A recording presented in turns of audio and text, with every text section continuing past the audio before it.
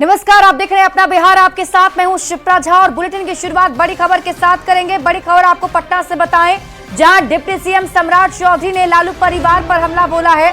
सम्राट चौधरी ने कहा कि लालू प्रसाद के परिवार को लंबे समय तक बिहार में काम करने का मौका दिया गया। लालू परिवार बिहार को लूटता रहा, बिहार के विकास को रोकने का काम किया गया। 15 साल तक गांव तक सड़कें नहीं बनी, बिजली पानी नहीं पहुंचा। इसका दोषी सिर्फ लालू प्रसाद यादव और उनका परिवार है। लालू परिवार को जनता मौका नहीं दे सकती, नीतीश कुमार ने काम किया है। देखिए, लालू प्रसाद जी के परिवार को लंबे समय तक बिहार में काम करने का मौका दिया गया और लालू जी के परिवार बिहार को लूटते रहे, बिहार के विकास को रोकने का काम किया। 15 साल तक यूनिवर्सिटी नहीं बनी, मेडिकल कॉलेज नहीं बने, गरीबों को सुविधा नहीं मिला, गांव तक सड़कें नहीं पहुंची, गांव तक बिजली नहीं पहुंची, गांव तक पानी नहीं पहुंची। तो सिर्फ इसका दोषी एक ही व्यक्ति है, उसका नाम है लालू प्रसाद जी, है उनका परिवार। तो लालू परिवार को मौका नहीं दे सकती जनता। लालू परिवार पर सम्राट चौधरी के हमले पर बिहार की सियासत अब गर्मा गई है। जेडीयू और बीजेपी ने सम्राट चौधरी के बयान को सही ठहराया है, तो आरजेडी और कांग्रेस ने सम्राट चौधरी पर जमकर हमला बोला है। जनता दल यू के अनुसार जिसकी डिग्री फर्जी हो, जो विधानसभा के अंदर अपने स्पीकर को ही डांटे, जो राजनीतिक तौर पर नौटंकीबाजी करे, नकली पगड़ी बांधे, उस पर कौन विश्वास करेगा। आप राष्ट्रीय जनता दल और हमारे नेता पर उंगली उठाते हैं। अरे आपकी स्कूलिंग भी राष्ट्रीय जनता दल में हुई थी। शायद सम्राट चौधरी जी ये भूल रहे हैं कि अति पिछड़े वंचित समाज के लोगों को जब वो गलती से भी किसी सामंतवादी के घर के सामने से निकल जाते थे और आंख उठा के देख लेते थे, तो उनको किस तरह से मारा जाता था, किस तरह से उन्हें बेइज्जत किया जाता था। माननीय लालू प्रसाद यादव जी ने हम अति पिछड़े और वंचित समाज के लोगों को सामाजिक न्याय दिया है। आदरणीय लालू प्रसाद जी को जब बिहार की जनता ने मौका दिया तो बिहार को लूटने का काम किया। बिहार का विकास न करके केवल अपने परिवार का विकास करने लगे। आदरणीय नीतीश कुमार जी 2005 के बाद सड़क, बिजली, स्वास्थ्य, शिक्षा हर क्षेत्र में आदरणीय नीतीश कुमार जी ने काम किया। माननीय सम्राट चौधरी जी ने बिल्कुल ठीक कहा कि लालू परिवार सिर्फ और सिर्फ बिहार को लूटने का काम किया। इन्हें बिहार के विकास से कोई मतलब नहीं। इनके समय में जो कि जंगल राज कहा जाता था, बिहार के विकास की गति शून्य हो गई थी। शून्य तो छोड़िए, माइनस में चली गई थी। जो इंडस्ट्री और उद्योग बिहार में थे, चीनी मिलें, सभी के सभी को उन्होंने बंद करवा दिया था, लूट का अड्डा बना दिया था। नेता प्रतिपक्ष तेजस्वी यादव पर मंत्री मंगल पांडे ने निशाना साधा है। मंगल पांडे ने कहा कि तेजस्वी यादव के माता पिता 15 साल तक बिहार की दुर्दशा किए थे। माता पिता के राज में तेजस्वी यादव ने अकूत संपत्ति बनाई और तेजस्वी क्या करेंगे ये जनता को अच्छे से मालूम है। उनके माताजी पिताजी को तो 15 साल दिया बिहार की जनता, और 15 साल में बिहार की जो दुर्दशा की उन लोगों ने, और उस 15 साल जो माता पिता का राज था, उस माता पिता के राज में जो अकूत संपत्ति तेजस्वी ने बनाई, उसे बिहार की जनता देख रही। तो माता पिता के राज रहते तो इन्होंने इतनी संपत्तियां बनाई। जब इनको जनता कहीं गलती से राज दे तो ये क्या जनता का करेंगे, जनता को बढ़िया से मालूम है।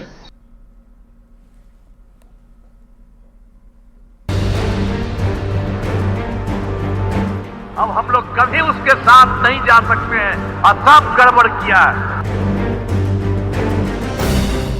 फिर चुनाव में जीतेंगे और हम लोगों की पार्टी का काफी वोट आएगा।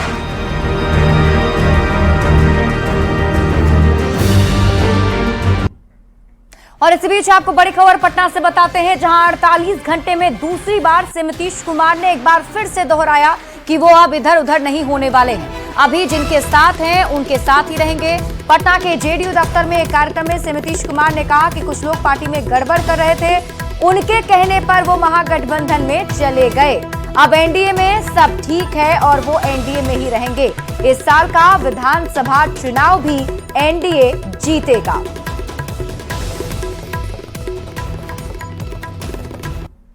जब चुनाव होने वाला है तो आप लोग सोच लीजिए कि फिर चुनाव में जीतेंगे और हम लोगों की पार्टी का काफी वोट आएगा। एकदम इसी तरह से सब कर लीजिए। हम लोगों का जिन लोगों के साथ अब है इधर उधर नहीं होने वाले, शुरू में वही हुआ था। अब बीच में ये गड़बड़ी कुछ लोग कर दिया था, एगो को झूठे बिना मतलब का, और वो लोग आ करके जब उसको किए तो कितना इधर उधर गड़बड़ सड़बड़ कर रहा था। तो एक बार हटा, दूसरा बार, और अब कभी भी जो हम लोगों के साथ था उसी के साथ एकजुट होकर के हम लोग काम कर रहे हैं, आगे भी करेंगे। तो बार बार मुख्यमंत्री नीतीश कुमार के इधर उधर नहीं जाने वाले बयान पर भी अब बिहार में सियासत जारी है। आरजेडी ने बयान पर तंज कसा है तो बीजेपी ने बयान का समर्थन किया है। आदरणीय मुख्यमंत्री श्री नीतीश कुमार जी को हो क्या गया है, बार बार हर मंच से सफाई देना पड़ रहा है कि अब इधर उधर नहीं करेंगे, कौन कहां ले गया ये बताना पड़ रहा है। जनता को विश्वास नहीं हो पा रहा है, बिहार की भलाई की बात नहीं कर रहे हैं। अब विदाई का समय आया है तो अब सफाई दे रहे हैं। दरअसल मुख्यमंत्री जी को डर सता रहा है कि बीजेपी उनको कुर्सी से बेदखल करेगी, उनकी पार्टी को तोड़ेगी, इसलिए बार बार वो सफाई दे रहे हैं। मुख्यमंत्री नीतीश कुमार जी विकास पुरुष हैं, उन्हें लोग सुशासन बाबू के नाम से जानते हैं। यह बात वह भी समझ चुके हैं कि बिहार और सुशासन उनके लिए तभी संभव है जब वह एनडीए गठबंधन में रहेंगे, और यही कारण है कि वह सार्वजनिक तौर पर इस बात को कई बार दोहरा चुके हैं कि वह अब कहीं बहकने वाले नहीं हैं और बिहार के विकास के लिए एनडीए के साथ चट्टानी एकता के साथ जुड़े। और इसी बीच आपको कटिहार से बड़ी खबर बताते हैं, जहां थाने पर हमला किया गया है और इस मामले में अब तक 5 लोगों को गिरफ्तार कर लिया गया। बता दें कि डंडखोरा थाना में हाजत में बंद शराब तस्कर को छुड़ाने के लिए तस्कर के परिजन और ग्रामीणों ने मिलकर थाने पर न सिर्फ हमला बोला बल्कि पुलिसकर्मियों के साथ मारपीट भी की। इस दौरान कई पुलिसकर्मियों को चोट आई है। उपद्रवियों के साथ ही पुलिस वालों के मोबाइल भी छीन लिए। थाने में सीसीटीवी के आधार पर पुलिस अब जांच कर रही है।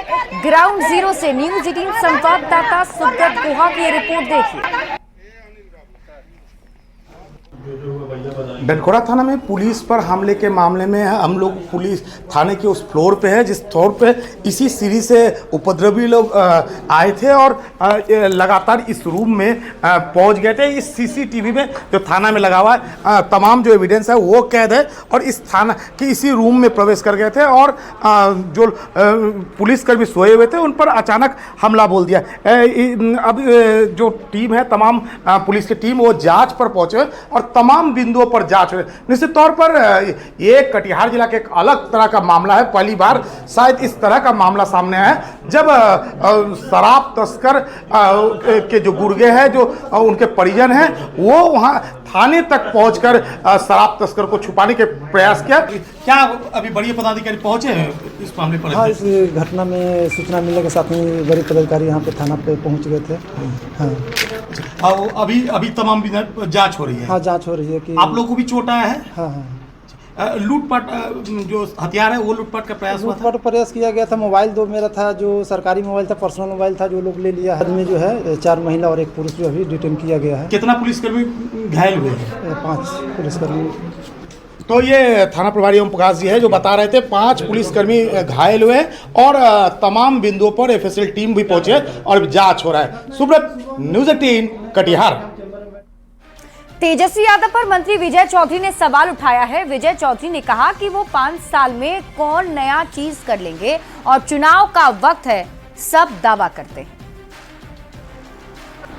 चुनाव आने वाला है, उनका एक अपना महागठबंधन है, तो बैठक होना स्वाभाविक है और बैठक में वो क्या कहेंगे, जो एनडीए सरकार को मदद कर दीजिए सब लोग। दावा नहीं कर रहे हैं, वो तो अपील कर रहे हैं। देखिए, पहलगाम हमले पर डिप्टी सीएम ने बड़ा बयान दिया है। सम्राट चौधरी ने कहा कि एक पाकिस्तानियों को भारत से बाहर जाना होगा और जो भी पाकिस्तानी नागरिक बिहार में रह रहे हैं उनको बिहार से बाहर करेंगे।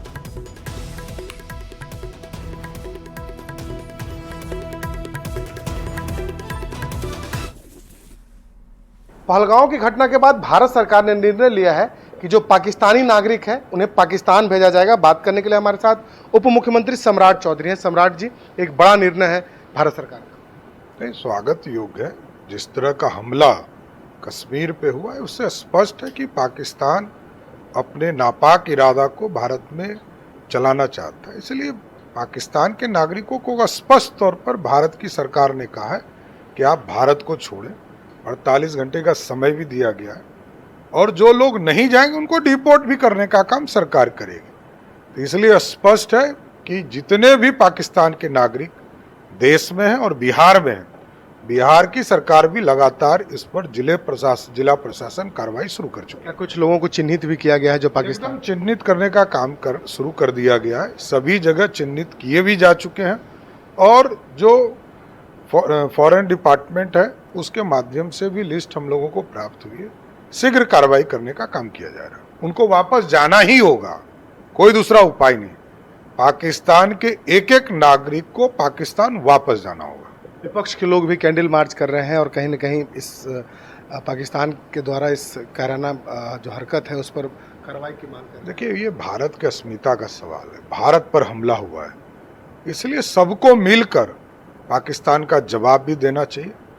और जिस तरह कश्मीर के तहत जो युद्ध हुए थे आज से 60 साल पहले, 70 साल पहले, उस युद्ध का शिमला समझौता उन लोगों ने तोड़ दिया है। तो अच्छा किया है वो, तो अब हम पाकिस्तान में घुस भी सकते हैं। तो बिल्कुल भारत सरकार के निर्णय के साथ तमाम लोग इस वक्त खड़े नजर आ रहे हैं और खास तौर पर बिहार में भी पहल शुरू हो गई है। जो बिहार में पाकिस्तान के जो नागरिक रह रहे हैं उन्हें भी पाकिस्तान डिपोर्ट करने की बड़ी तैयारी चल रही है। शैलेंद्र, न्यूज़ 18 पटना। तो पहलगाम आतंकी हमले के बाद भारत सरकार ने पाकिस्तान के नागरिकों को वापस लौट जाने का निर्देश दे दिया है और भारत सरकार के इस फैसले से कई परिवारों की परेशानी बढ़ गई है।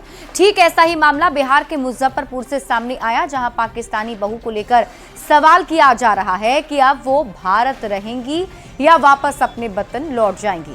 दरअसल साल 2012 में पाकिस्तान की वजीहा हयाज की शादी मोहम्मद तनवीर हैदर से हुई थी। वजीहा को मिला वीजा इस साल के नवंबर तक ही वैलिड है। वहीं वजीहा ने भारत की नागरिकता पाने के लिए आवेदन किया है, लेकिन अभी तक उसे भारत की नागरिकता नहीं मिली है। वजीहा के पति तनवीर का कहना है कि चाहे कुछ भी हो, वजीहा वापस पाकिस्तान नहीं जाएगी। अब देखने वाली बात होगी कि भारत सरकार के इस कड़े रुख के बाद वजीहा के साथ क्या होता है।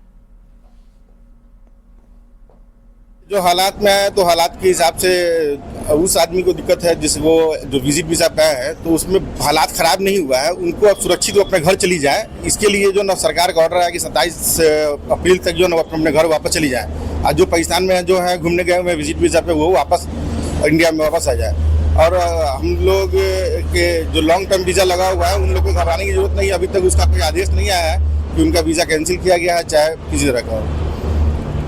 कब आई थी, कितने दिन हुए, कितने बच्चे? मेरी वाइफ तो 2012 में 1 जनवरी 2012 को आई थी, जो उस वक्त से भी लगातार यहाँ रह रही है। और हमारी शादी मतलब उससे हुई है। मेरा नाम मोहम्मद तनवीर अहमद हुआ। हमारी मुजफ्फरपुर में रह रही है वो 13 साल से। 3 बच्चे हैं मेरे पास, 2 बेटी और 1 बेटा।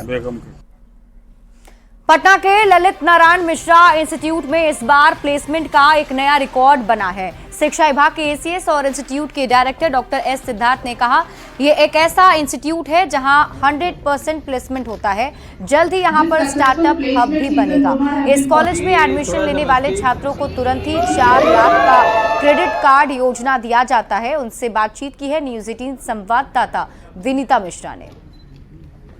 इंस्टीट्यूट में बच्चों का प्लेसमेंट एक रिकॉर्ड बनाया है। इस साल बहुत अधिक जो यहाँ के स्टूडेंट हैं उनका प्लेसमेंट हुआ है। एसीएस एस सिद्धार्थ हमारे साथ हैं। सर, एक नया रिकॉर्ड जिसके आंकड़े आप बता रहे थे। मैं स्टूडेंट का इस कॉलेज का डायरेक्टर भी हूँ और मुझे बताने में बड़ी खुशी है कि इस संस्था के सभी स्टूडेंट्स 100% प्लेसमेंट हुआ है और 188 स्टूडेंट ने अप्लाई किया था प्लेसमेंट के लिए और सभी का प्लेसमेंट हुआ है और सभी देश के सभी नामी ग्रामी कंपनियों में इनका प्लेसमेंट हुआ है। और बहुत सारी ऐसी कंपनियां हैं जो अन्य मैनेजमेंट संस्थाओं से स्टूडेंट नहीं लेती है, लेकिन एलन मिश्रा के स्टूडेंट वहां पे प्लेस हो गए हैं, जैसे फेडरल बैंक है।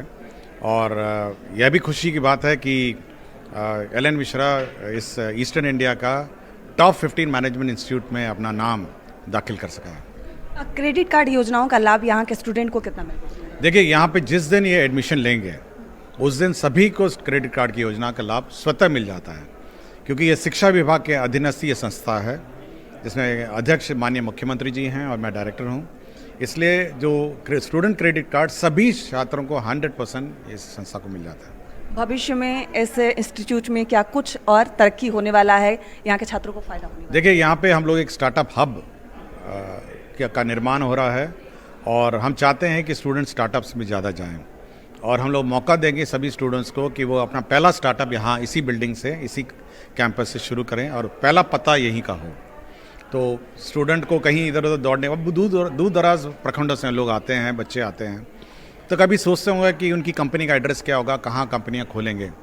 तो आप सोच सकते हैं कि उसका 1 बेली रोड उसका या 1 नेहरू पथ जो उसका पहला एड्रेस है, वो यहाँ पर उनका पहला कंपनी का एड्रेस होगा और स्टार्टअप की सारा सपोर्ट सिस्टम हम लोग उनको उपलब्ध कराएंगे। ये तस्वीर कब तक साफ हो जाएगी? देखिए, हम लोग इस नए बैच से शुरू कर देंगे। नए बैच से शुरू, नया बिल्डिंग कंस्ट्रक्शन शुरू हो गया है, वो बनते बनते 6-7 महीने लगेंगे तब तक, लेकिन हम लोग शुरू कर देंगे। बहुत बहुत धन्यवाद। Thank you very much. यहाँ के डायरेक्टर सर हमारे साथ थे, जिनका साफ तौर पे कहना था कि एक नया रिकॉर्ड बना है। इस बार 188 यहाँ के स्टूडेंट को प्लेसमेंट मिला है, अपने आप में एक नया रिकॉर्ड है। साथ ही साथ स्टार्टअप के लिए स्टार्टअप हब बनाने की योजना भी है। नए बैचमेट को वो हब की जो सुविधाएं हैं वो मिलने वाली है। विनीता मिश्रा, न्यूज़ 18 पटना। और इस वक्त की बड़ी खबर आपको पटना से बताते हैं, जहां मंदिरी नाला पर पुल निर्माण के दौरान बड़ा हादसा हो गया। अचानक से पुल का एक भाग भरभरा कर गिर गया है। पुल पर खड़ा जेसीबी ड्राइवर समेत धंस गया है। जेसीबी ड्राइवर का भी रेस्क्यू किया गया। निर्माण कार्य पर फिलहाल रोक लगा दी गई है। तस्वीरें आपकी टीवी स्क्रीन पर आपको दिखा रहे हैं। पटना से इस वक्त की बड़ी खबर, जहां मंदिरी नाला पर निर्माण कार्य चल रहा था और उसी वक्त ये बड़ा हादसा हुआ है। अचानक पुल का एक भाग भरभरा कर गिर गया, जिसमें पुल पर खड़ा जेसीबी जो है ड्राइवर समेत धंस गया। जेसीबी ड्राइवर का रेस्क्यू कर लिया गया है।